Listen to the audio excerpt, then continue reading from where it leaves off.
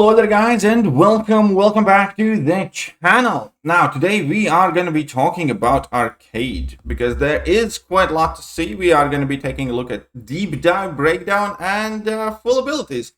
So he definitely does seem very interesting. There's a lot of new tech and customizability with the champion, which does make him interesting. The question is obviously going to be how he's going to incorporate himself in the metagame, because let's face it, Ironheart also looked very promising and interesting with her Scorpion-like adjustability and switchable immunities and, fair bit of utility, but ultimately she doesn't seem to be doing all that well. However, on the flip side, Arcade will definitely also have some defensive traps that he is going to be able to kind of catch people on and that we'll need to be aware of. So we're likely gonna have to again adjust to him on defense, or get a decent matchup for him with cosmic champions, because quite a few of his abilities do not work, like his immunities, for instance, against cosmic champions. So looking at Arcade, he basically relies on quite few different dots and torments. He has access to Incinerate, Poison, Rupture, and Bleed, which all is quite awesome. And because it's split in between so many different debuffs that are all energy, direct, or physical, that means that there's very few champions that will be like completely immune to whatever he does, which is something that I greatly like in a champion. Moving further, his pre-fight abilities that you can use will give him quite a bit of adjustability, because he can get several different immunities, like Incinerate immunity, like Poison immunity, and like Shock immunity. They're all tremendously useful too. Additionally, he has his additional kind of effects here, not just the immunities, like personal effects and stun from the party mastery gain 100% ability accuracy. That's going to be a pre-fight for Domino for sure, or some other ability accuracy reduction nodes. The opponent's True Strike, True Accuracy, and True Sense effects suffer minus 100% ability accuracy. That is going to be good in order for you to be able to auto-block against certain champions still. And the duration of personal damaging debuffs cannot be reduced. Again, this is quite useful and unique, because we don't have that many champions that can just, go up against PAMs, duration reduction, or even like King Groots and Rogues and some other champions. And it is becoming more and more common ability in between like Werewolf by Night and Cersei, where they just reduce the duration of your specific dots rather than, reduce the damage from them. So I like that he's definitely bringing new things to the table. Now, annoying thing here is that all of these will be active when you're fighting against him as well. That means that your ability accuracy reduction champions will struggle against him. True Strike, True Accuracy, and True Sense effects will not work against his auto block, which does seem quite annoying. And your dot reduction isn't going to be useful either. Now, moving further, you basically, start with 3 of these tokens, so you can activate one, or, well, you're going to have to pick which pre-fights you can activate effectively, is what I'm trying to say. And later on in the quest, you can get up to 5, which will, again, enable you to activate, I believe, 2 of these max based on how many tokens you have. So you can't activate all 3 of the pre-fights at all. But on defense, again, all 3 of those are working. Offensively, he has his Trap Poisonous Cloud, which is different from Root, where after your heavy attack, you deploy a Poisonous Cloud for 2 seconds. You do the same thing as well after Special 1, I believe. And then when opponent is in that Poisonous Cloud, they get poisoned. So obviously this is going to be quite frustrating to deal with as an attacker as well, after he throws his special attack, or if he has one of those crazy AIs that just start spamming heavy attacks. You will either need a poison immune for sure, or you will need to, manage it quite actively. So it's going to look like this, and there is the interesting bit right here, where we can see that the cloud kind of has his own duration symbol right there in the middle of it. We haven't seen that in MCOC yet. And I think I kind of like it. I think that's definitely a new technet, I think, but it's quite interesting. And again, each arcade token, which you earn by keeping opponents in Poisonous Cloud, increase his armor rating and potency of your damaging debuffs. So that's also quite cool and interesting. And then at 10, of these tokens, you kind of get Omega Sentinel like auto block. So whenever you're at 10 tokens, you have ability to auto block anything and everything. And then you lose 8 tokens and you need to rebuild them back up if you do trigger your auto block.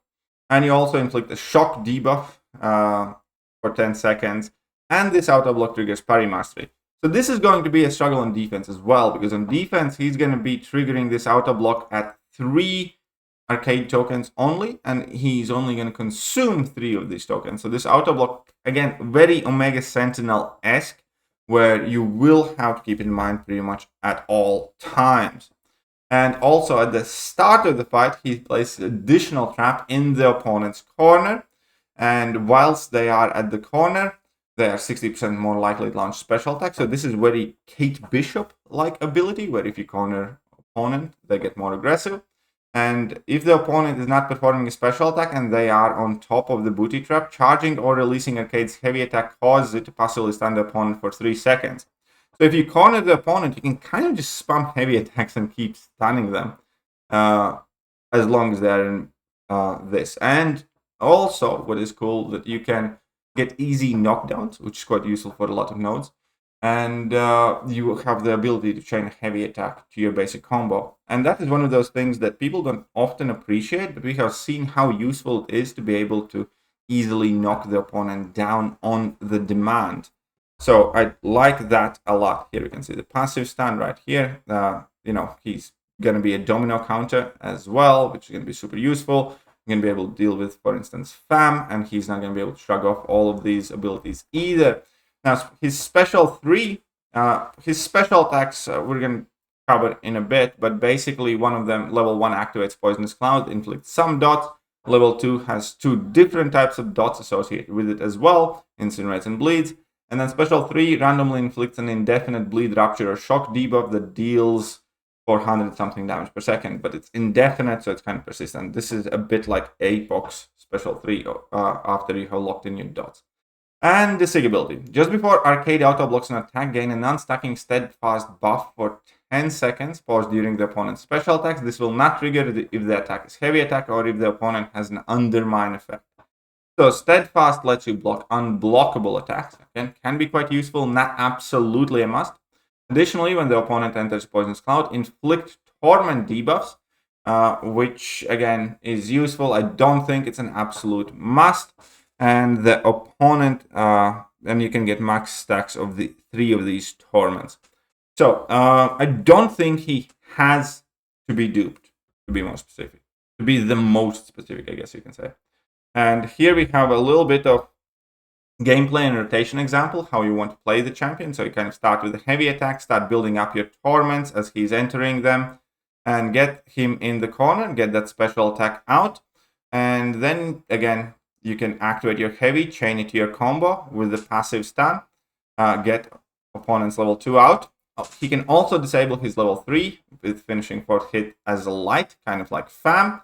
And then you drop your level 2. Then if you want, you can be super aggressive because your auto block is going to trigger. Activate your level 1. Your level 1 is going to activate the Poison Cloud again and inflict more dots. And then you can just kind of heavy spam there. So he definitely seems very, very interesting. So going a bit more in his release notes, we can see that he has quite a lot in survivability, not that much in damage, which kind of makes me slightly worried. Kabam is often very, very wrong here, though, because often whenever they put champion with like 4 or 4.5 in damage, they end up being underwhelming damage-wise, like, for instance, Destroyer in the length of the fights that we, kind of need. Ease of use is not the high. Ease of use is only 2, so he's not going to be super easy to use. However, from what I have seen, it actually didn't seem that hard. You just need to be aware of his abilities. It didn't seem like to have some magically difficult execute rotation. I think the ease of use here is that you need to be aware of what he does first and foremost. Quite high in utility, quite high in defender strength. So again, only thing that here I'm worried for kind of is the damage, because again, with Ironheart, with a ton of different champions, we have noticed if they're very good utility-wise, but not fast enough, it doesn't really matter that much. I think Negasonic is even at the moment kind of suffering from it because she's just not quite fast enough for the battlegrounds if the metas are more fast-paced, for example. Still probably going to be great for Alliance Wars, and she's still probably going to be great for questing and challenge type stuff where you don't care whether you spend 30 seconds or a minute longer in the fight. But ultimately, it does matter a lot for champion popularity. And if the damage is not all there, the champion's not going to be around much either. Right. So his strength, space control, as we saw, by cornering opponent, making them more aggressive, doing good. Damaging effect variety, which is what I mentioned before. Safety in the auto block. Kind of covered all of that. Weaknesses, undermine and heavy attacks. Cosmics with immunities and damaging effects. And managing a chaotic fight, because it can get a bit tricky and hard. So we covered most of these abilities, where you start each fight with 3 persistent charges. And winning a fight will grant you 50% of arcade tokens that you have in the fight, which is his currency that you build up by keeping opponent in the poisonous cloud. And if the fight is won with fewer than 2, you gain 1 token, but basically that's how you replenish your pre-fights. Here you go, his pre-fights. We covered these. Always active. This is one thing that I don't like. I don't like to see this at all, especially because his damage already kind of seemed maybe not on the higher end.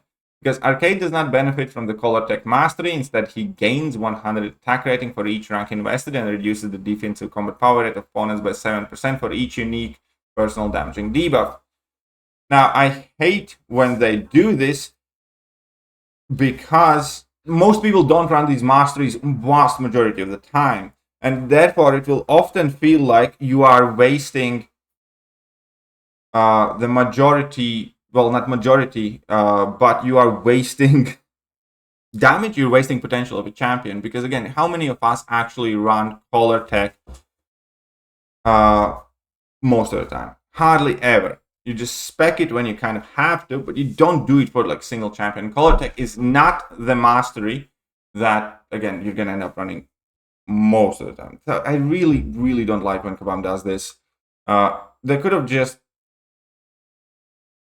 gave him slightly higher attack or something. I don't know. As an attacker, Arcade's Fourth Light Tech disables his special 3 for half second, so that's kind of similar to FAM. Arcade tokens, we kind of discussed this. Whenever the opponent would be poisoned, Arcade gains 1 token. As a defender, he gains 1 additional Arcade token if the poison is not prevented by poison immunity. And he gains 3 on the final hit of special attack 2 on hit or on block. So if you can't dex it, he's still going to be gaining tokens. Each arcade token increases armor rating. Discovered that.